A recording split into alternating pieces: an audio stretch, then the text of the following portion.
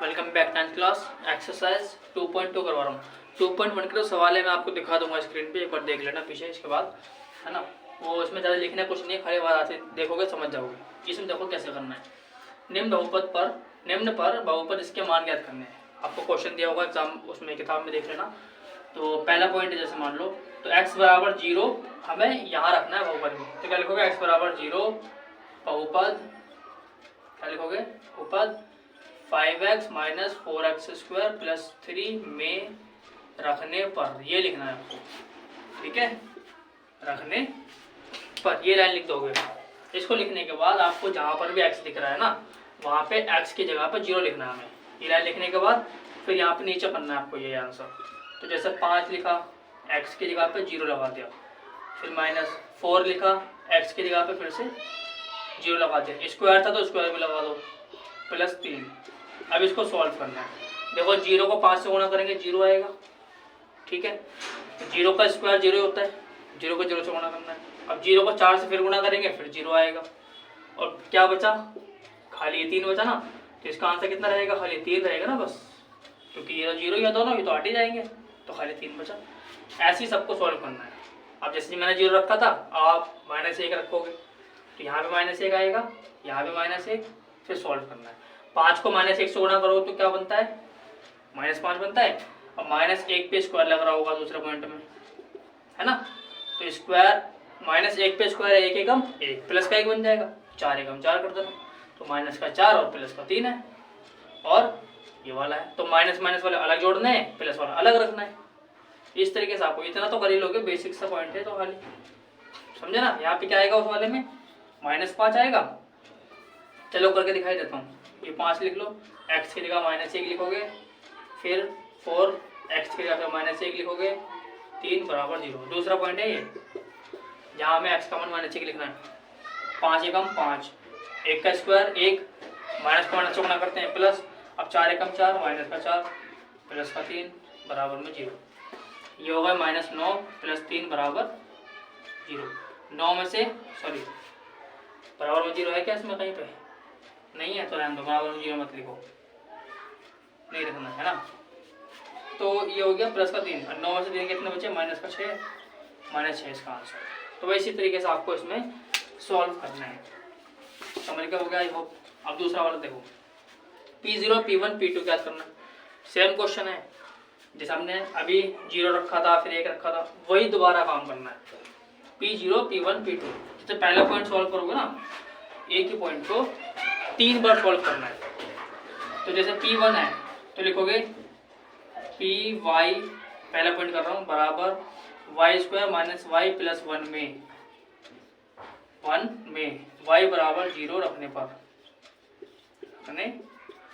P0 का मतलब है, जैसे यहाँ देखो y है, x हो, t हो, समझे, कुछ भी हो, चाहे y हो, x y कुछ भी हो, उन सब जगहों पे पहले 0 रखना है, फिर 1 फिर 2, एक ही सवाल में 3 बार सॉल्व करना है। देखो तो P0 रख के सॉल्व करना है पहले हमें।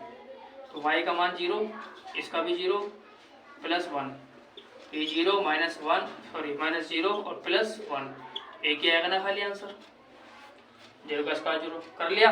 अब सेम यही काम दोबारा से, अब P1 लिखना है हमें। P1 बराबर y की जगह पे फिर से 1 लगाओ, फिर ये माइनस का y है, माइनस का 1 प्लस का 1, एक ही कम 1 -1 प्लस 1, 1 में से 1 गया 0 प्लस 1 यानी 1 दोबारा से आंसर आ गया, समझे। ऐसे फिर दोबारा से एक और हल करो, एक ही सवाल को 3 बार हल करना है।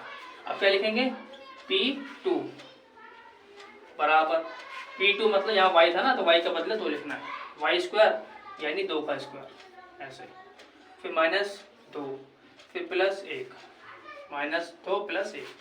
अब इसको नहीं करना सॉल्व, ये तो ऐसे रहने देना है, ये वाला 2 दूनी 4, -2 प्लस 1, 4 में से 2 गया 2 प्लस 1, तो इसका मान आया कितना, 3। समझ गए। इस तरीके से ये वाले सॉल्व करना है। वीडियो को आराम से रोक के पॉज करके देखोगे ना, रिपीट कर करके समझ में आ जाएगा, ठीक है। नोट करो इसको, फिर मिटा देते हैं अगला। अब तीसरे वाले सवाल में ऐसे वाले क्वेश्चन है, सत्यापित करने वाले। x के मान दिए होंगे, हमें चेक करके बताना है इसका बहुपद का गुणनखंड है या नहीं, शून्य है या नहीं है। देखो यहाँ पे कोमा लगा है, इसका मतलब ये x का मान है और ये बहुपद है, इसमें रख, ये वाला मान इसमें रख के चेक करना है।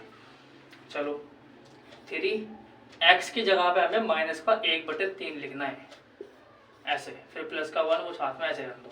देखो 3 से 3 कट रहा है, नीचे ऊपर की संख्या कट जाती है, ये माइनस का 1 और ये प्लस का 1 बराबर में कितना आया 0 आ गया ना, सत्यापित हुआ, बस ये लिख देना है, सत्यापित हुआ। अगर मान 0 आ जाए तो सत्यापित हुआ है, अगर नहीं आता तो नहीं हुआ। ऐसे यहाँ पे चेक करना है। 5 एक्स के बदले हमें 4/5 लिखना है, 4/5 माइनस का 5, तो 5 से 5 काट दो तो 4 माइनस 5 बचा, सत्यापित नहीं हुआ। ऐसे ये करना है। एक्स की जगह पे पहले 1 लिखना है, 1 बराबर में 0। अब एक्स की जगह पे -1 लिखना है, 2 मान दिए हुए इसमें हमें, फिर भी 1 1 0, ये भी सत्यापित हुआ है, दोनों मान सही है। 2 दिए हो तो दोनों को ही रखना है, 2 बार में सॉल्व समझ गए। ऐसे मान लो एक आ सकता है LX वाला, LX प्लस M, ये दिया होगा बहुपद और x का मान दिया होगा L/M, तो ये रख के चेक कर लो। L लिखो, x की जगह पे माइनस का L/ में, ये यहाँ पे लिखना है माइनस, तो सॉरी M/में L आएगा, माइनस का M/में L उल्टा लिखा होगा, तो माइनस M/में L से L काट दो, प्लस का M साइड में लिखा हुआ ये वाला, यहाँ लिख दो साइड में, ये माइनस का M और ये प्लस का M में से M का 0, एक प्लस संख्या एक माइनस किया, दोनों कट जाते हैं 0 बचता है, ये भी सत्यापित हुआ। इस तरीके से आपको इसमें सॉल्व करना है। इस वाले एक्सरसाइज में सबसे ज़्यादा इंपॉर्टेंट सवाल यही है। अब मैं आपको अगला भी इसी में बता देता हूँ, जो इसके बाद आगे का क्वेश्चन है ना, वो देखो किस टाइप का क्वेश्चन आएंगे। उसमें आपसे बोला गया है कि शून्यक बताओ, क्या बोला गया है, शून्यक बताने के लिए बोला गया है कि इसका आंसर क्या है। मान लो x + 5 लिखा है और इसका शून्यक पूछा जाए, तो हमें क्या करना है, x + 5 के शून्यक के लिए किसी का भी शून्यक पूछा जाए, ऐसे लाइन लिखनी है, फिर उसके बराबर में 0 कर देना है। अब प्लस वाली संख्या को कहाँ ले जाओ, माइनस में ले जाते हैं, तो x का मान 5, ये इसका शून्यक है। या मान लो ऐसा रहता है 2x - 3, इसका शून्यक बताओ, फिर वही लाइन लिखनी दोबारा से, फिर क्या करोगे आप, 2x - 3 बराबर में क्या कर दोगे 0। जब भी किसी बहुपद का शून्यक पूछ रहा है तो बराबर में 0 करना है, उसके बाद माइनस वाली संख्या को ले जाना है आपको प्लस में, माइनस वाली कहाँ जाएगी प्लस में, और जो ये जो गुणा में होती है साथ में इसको लाना है भाग में, तो ये हो गया x का मान 3/2, ये शून्यक, समझे। अगला तो क्वेश्चन है इसी टाइप के हैं वो सारे, आपको बराबर में 0 करके बस x का मान निकालना है, x को वहीं रहने देना है, बाकी सारी संख्या कुछ भी हो सब दूसरी तरफ ले जाना है, माइनस को प्लस में, प्लस को माइनस में, गुणा को भाग में, समझ गए। सॉल्व कर लो भाई, इस तरीके से करना है, बाकी मैं आपको स्क्रीन पर दिखा दूंगा। तो आप देखिए एक्सरसाइज 2.3 में क्या क्वेश्चन है। इसमें इस टाइप का क्वेश्चन है आपके पास, किस बहुपद का गुणनखंड x + 1 है, ये बताना है आपको। बहुत सारे बहुपद दिए होंगे आपको इस तरीके के, तो हमें क्या करना होगा, हम लिखेंगे, पहला पॉइंट सॉल्व कर रहे हैं मान लो, तो लिखोगे तुम x + 1 बराबर 0 या x बराबर -1। क्यों, अगर हमें गुणनखंड बताना हो ना, तो जो भी दिया हो उसके बराबर में 0 लिखो। 0 लिखते क्या होता है, प्लस वाली संख्या माइनस में आती है, भी बताया था ना मैंने। तो आप ये x का मान इस तरीके से निकालोगे, ठीक है। निकालने के बाद x बराबर -1 बहुपद, पहले हो गए बहुपद, बहुपद ये वाला जो है ना, ये x³ प्लस में x² प्लस x + 1 में रखने पर ये लाइन लिख देनी है आपको। जो भी दिया हो x + 1 हो, कुछ भी हो, उसके बराबर में 0 करो, यहाँ से x का मान निकालो ऐसा करके, फिर इस मान को निकाल के आपको इस बहुपद में रख के चेक करना है। जैसे कि पहला कर रहा हूँ तो पहले में रखूँगा, दूसरा करोगे तो दूसरे में रख के चेक करना है। चलो सॉल्व कर लेते हैं। जैसे x है ना, तो x के पे क्या लिखना है, -1 लिखना है, क्यूब लगी हुई है, क्यूब लगा दो। अब फिर 1 लिखना है, स्क्वायर लगा हुआ है ना x पे, मान तो रख देना है, लेकिन अगर स्क्वायर है स्क्वायर लगाओ, क्यूब है क्यूब लगाओ, ये भी लगाना होता है। फिर ये प्लस का निशान ऐसे ही, x की जगह पे -1 प्लस में 1, इसको सॉल्व करना है। देखो -1 पे 3 पावर है, मतलब -1 को 3 बार, 1 एकम 1 फिर 1 एकम 1, तो -1। अगर पावर 2 लगी हो तो प्लस का 1 बचता है, और 3 पावर हो तो माइनस का 1 बचता है, ध्यान रखना। ये माइनस का 1 और ये प्लस का 1, क्या आंसर आएगा? देखो ये माइनस के ये प्लस के कट जाएंगे, ऐसे ये माइनस के और ये प्लस के ये भी कट जाएंगे, कट गया ना, एक में से एक गया, तो क्या बचेगा आंसर? 0। 0 आ रहा है। अगर आंसर 0 आ जाए तो x+1 इसका गुणनखंड है, अगर 0 नहीं आए तो बोल देना नहीं। ठीक है, तो क्या लिखेंगे? अतः x+1 बहुपद इसका गुणनखंड है, पहले वाले का। ऐसे दूसरे में रख के चेक करोगे, अगर 0 आता है तो गुणनखंड है, वरना नहीं है। ऐसे इसको करना है। आपको भी वही सेम कंडीशन है, बस नाम रख दिया gx और px। px का मतलब है पॉलिनोमियल, बहुपद। p मतलब होता है पॉलिनोमियल, px मतलब x वाला पॉलिनोमियल, x वाला बहुपद। अब ये x+1 दिया हुआ है, सेम वही कंडीशन है। फिर दोबारा x बराबर -1 बहुपद में रखने पर, समझे? फिर वही काम दोबारा, जैसा भी रखा था फिर वही दोबारा। 2 लिखोगे, उसकी जगह -1, फिर क्यूब लगाना है, फिर -1 पे स्क्वायर लगाना है, फिर माइनस का ये वाला 2 है, x की जगह पे -1 लिखना है, समझे? वही काम दोबारा आ गया, बस खाली gx और px का फर्क हो गया, बाकी वही है। वैसे इसको भी करना है, तो समझे? चलो कर देता हूँ। तो एक यहाँ तो -1 आएगा, अब 2 से गुणा करोगे, 2 एकम 2 माइनस का 2 बन जाएगा, फिर 1 एकम 1 प्लस का 1 हो गया, 2 एकम 2 प्लस का 2 बन गया, और वो माइनस का 1। सॉल्व कर लो, देखो माइनस का 2 है, ये प्लस का 2 है, कट गए। ये प्लस का 1 है, वो माइनस का 1 है, कट गए।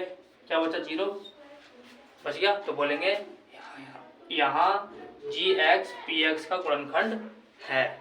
0 आता है तो गुणनखंड होता है, नहीं आता तो नहीं होता है। तो अभी देखो क्वेश्चन नंबर 3 और 4। तीसरे क्वेश्चन में इस तरह ये क्वेश्चन है, आपको k का मान बताना है। x - 1 इसका गुणनखंड है, px इतने में भी x देंगे का गुणनखंड x - 1 है। मैंने आपको बताया था ना, जब भी गुणनखंड दिया हो बराबर 0 करके x का मान निकाल लेना है, वही काम इसमें करना है। ठीक है, तो क्या करेंगे? पहला पॉइंट डाल के px बराबर x² plus x plus k में x बराबर 1 रखने पर x बराबर 1 क्यों रख रहे हैं? प्लस वाले क्योंकि माइनस में दिया ना, तो बराबर में 0 करेंगे, फिर माइनस को प्लस में ले जाएंगे, x का मान निकालेंगे ना वहाँ से, तो वही करना है। यहाँ पे लिख दो 1 प्लस में x का मान भी 1, फिर प्लस में k और बराबर में लिखा जाएगा 0। जब भी गुणनखंड इस तरीके से दिया हो ना ये, तो k का मान निकालने के लिए बराबर में 0 कर देते हैं। तो ये हो गया 1, ये हो गया 1, 2 हो गए ना दोनों को मिला के, 1 और 1 2 है ना। तो ये जो 2 है ना, जो प्लस का बन रहा है यहाँ पे, इसको हम ले जाएंगे यहाँ माइनस में, तो k का मान कितना हो गया? -2, समझे? क्योंकि ये 1 और ये 1 और 1 2 हो गए, यहाँ तो ये प्लस में ये दोनों, उधर जाएगा तो -2, k का मान आ जाएगा -2। ऐसे उसको करना होगा। रूट वाले को भी सेम कंडीशन है, चलो करके दिखा देता हूँ। यहाँ पे आपको क्या लिखना है?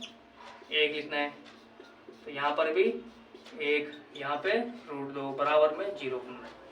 तो 1 का स्क्वायर 1 होता है, 1 एकम 1, 2 को 1 से गुणा करोगे 2 एकम 2, k को 1 से गुणा करोगे तो k आता है, k एकम k प्लस में √2 बराबर में 0। तो k बराबर -√2 -2, ऐसे ये दोनों संख्या माइनस में चली जाएगी, प्लस वाली माइनस में लग जाएगी और ये भी माइनस में। यही है k का मान, आंसर। अब यहाँ देखो क्या करना है, गुणनखंड सबसे ज्यादा परेशान करने वाला टॉपिक यही है। चलो देखो कैसे करना है। इसको इससे गुणा करनी सबसे पहले आपको, शुरू वाली संख्या की लास्ट वाली से, चाहे यहाँ पे हो या यहाँ पे कोई सा भी हो, यहाँ मल्टीप्लाई करना है। अब 12 एकम कितने रहते हैं? 12 के आपको एलसीएम करना है, 2 × 12, 2 × 6, 3 एकम 3, समझ गए? यहाँ देखो प्लस की संख्या है ना, अगर यहाँ प्लस की संख्या हो तो हमें क्या करना है, इन संख्याओं के इनको मिला के 2 संख्या बनानी है, और इस तरीके से बनानी है कि दोनों को जोड़ के 7 आना चाहिए, वो भी माइनस का। देखो 2 और 2 कितने हो गए? 4, और ये 3, 4 3 7 हो जाते हैं ना। तो हम 4 और 3 का ग्राफ ले सकते हैं कॉमन, 12x², तो यहाँ लिख देंगे -4x और -3x। क्यों? क्योंकि हमें कितना चाहिए? बीच में चाहिए -7, तो 4 और 3 7 हो जाएंगे, दोनों माइनस का रखेंगे क्योंकि माइनस का चाहिए होगा, और प्लस का 1, 4 यहाँ 12 भी हो जाएंगे गुणा करेंगे तो हमें इतना काम करना है। उसके बाद कॉमन करो, जैसे कि इनको अलग कॉमन करना है और इन दोनों को अलग। अब ये 4 से भाग हो रहा है ना दोनों, 4 एकम 4, 4 3 12, तो 4 का पहाड़ा बाहर कर लो। अब दोनों जगह x भी लिखा हुआ है तो x को भी बाहर करना है, कॉमन हो जाएगा। अब मान लो 4 से, इस वाले 4 से 12 को भाग कर रहे हैं हम, 3 बार में कटेगा, 4 3 12, 3 लगा दो, 4 3 12। अभी x भी है ना यहाँ पे, तो एक x और लगाओ, क्योंकि गुणा करने पर वही आना चाहिए। फिर यहाँ पे आएगा 4 एकम 4, इसको भाग करेंगे, एक बार में कटेगा। तो इस तरीके से करना होता है कॉमन, कि गुणा करके वही संख्या वापस आए। 4 3 12, 4 एकम 4। अब जो ब्रैकेट लिखा है सेम ब्रैकेट यहाँ लिखा जाएगा, 3x + 1। ये दोनों ब्रैकेट सेम लिखे रहते हैं, प्लस नहीं माइनस, ये दोनों को सेम, थोड़े बीच में जगह छोड़ के। अब देखो यहाँ क्या चाहिए हमें, माइनस का 3x चाहिए, 3 तो आएगा, बस माइनस की कमी है तो माइनस का 1 लगा लो, क्योंकि 3 एकम 3 हो जाएगा और 1 एकम 1 हो जाएगा। अब ये 4x अलग और ये माइनस का 1, इसको अलग लिखना है। और ये जो दोनों सेम है ना, ये कॉमन हो जाते हैं, इनको अलग लिखना है। जो दोनों सेम होते हैं वो कॉमन हो जाते हैं। बस यही है इसके गुणनखंड, इतना ही करना है, गुणनखंड करके यहीं तक छोड़ देना है, समझ गए। तो देखिए जो 2.1 है ना, इसमें इस तरीके से लिखना है आपको। बाकी तो मैंने आपको बताई थी सारे सवाल, है ना। तो जो पहला क्वेश्चन है, निम्नलिखित व्यंजकों में कौन कौन से एक चर में बहुपद है, कौन कौन नहीं है, कारण से बताना है। जैसे कि पहला वाला है, तो ये एक चर में ही तो है, खाली एक्स लिखा हुआ है ना पूरे बहुपद में, तो लिखना है ये एक चर एक्स में बहुपद है। ऐसे ये दूसरा वाला, एक चर वाई में बहुपद है, खाली वाई लिखा ना, यहाँ ये चर होता है। ऐसे ये तीसरा वाला है, इसकी देखो रूट लगा हुआ हो ना जब किसी पे, तो उसकी पावर होती है 1/2। एक चर है में है लेकिन बहुपद नहीं है, क्योंकि t की पावर 1/2 की घात एक पूर्ण संख्या नहीं है।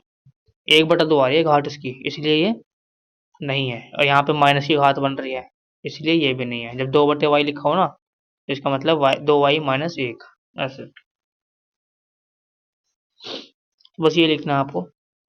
दूसरा क्वेश्चन में एक्स स्क्वायर का गुणांक, मतलब एक्स स्क्वायर के साथ में कौन सी संख्या है जो गुणा हो रही है, कुछ भी नहीं है, पर इसका निशान लगा हुआ है, तो 1 हो जाएगा। इसका क्या हो जाएगा, 1 है, देख रहे हो। पहले पॉइंट में एक्स स्क्वायर का गुणांक 1 है। दूसरा पॉइंट एक्स स्क्वायर ये है, मान लो दूसरा पॉइंट में ये लिखा, देखो एक्स स्क्वायर का गुणांक क्या है, -1, क्योंकि यहाँ पे एक्स स्क्वायर के साथ में माइनस लगा हुआ है, कोई संख्या तो है नहीं। तीसरे में देखो एक्स स्क्वायर के साथ में क्या है, π/2, यही है इसका गुणांक। देखो एक्स का गुणांक क्या है, π/2, समझे। ऐसे चौथे वाले पॉइंट में एक्स स्क्वायर का गुणांक है 0, क्योंकि एक्स स्क्वायर वाली संख्या ही नहीं है। ऐसे ये वाला क्वेश्चन तीसरा, 35 घात का द्विपदी 100 घात के एक बड़ी का उदाहरण, ऐसे लिखना है। 35 घात का द्विपदी मतलब एक्स पे घात 35 लगा दी और संख्या कुछ साथ में लिख दो, कुछ भी लिख सकते हो, 3 2 5 कुछ भी। ऐसे 100 घात का एक पदी मतलब कोई संख्या लिखी 3x वगैरह, ये 3y पावर 100 लगा दी, तो ये 100 घात का एक पद हो जाता है। ऐसे इसमें लिखना है, बस ये लिख लिख के बताना है। बहुपद की घात बताने का मतलब है सबसे ज्यादा जो घात होती है वही घात है इसकी। जैसे यहाँ 3 भी है 2 भी है, तो 2 को नहीं लेना, तो ये 3 लेना है। तो इस बहुपद की घात 3 है, इस वाले की 2 है ना, इसकी 1 है। तो इस तरीके से बताना होगा आपको, ऐसे यहाँ बताने। ये द्विघात है, जिस पर 2 घात लगी है वो द्विघात बहुपद होता है, जिस पर 3 घात लगी है वो त्रिघात का होता है, जिस पर घात नहीं है वो रेखिक होता है। तो ये आपको सबके नाम लिख देने हैं, समझ गए। बाकी आपको मैंने बता ही दिया, और जो बाकी क्वेश्चन है वो आपको अगली वीडियो में बताए जाएंगे।